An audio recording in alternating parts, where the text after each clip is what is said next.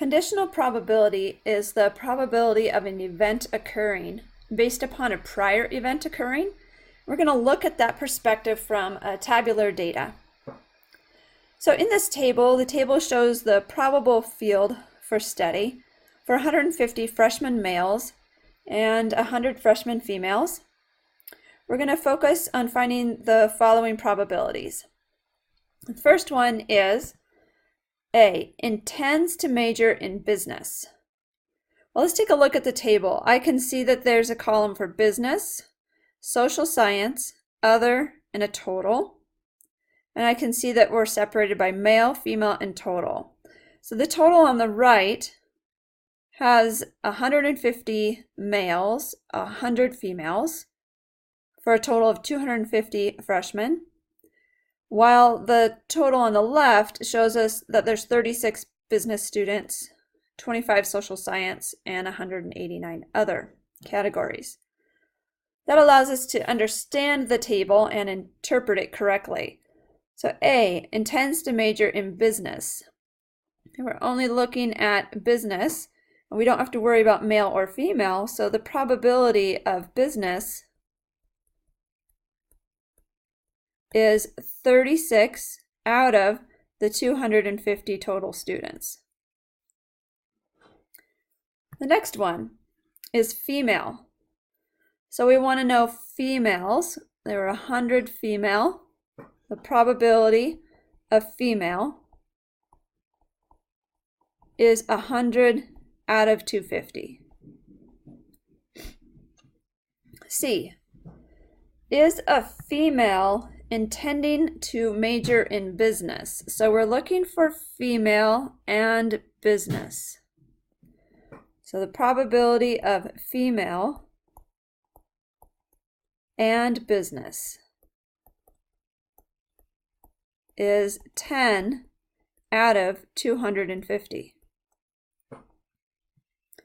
Part D, is male given that the freshman intends to major in social science? Let me clear off a few things here. So we want male given that the freshman intends to major in social science. When I look at a table and I've been given this given situation, it tells me that I'm only focusing on this column of social science. And within that column, I am then looking at the males. My probability of it being male given social science is 12 out of 25. Now, another way that we could have calculated that is with the formula that was provided at the top. So we could have found the probability of male given social science is equal to the probability of male and social science divided by the probability of social science.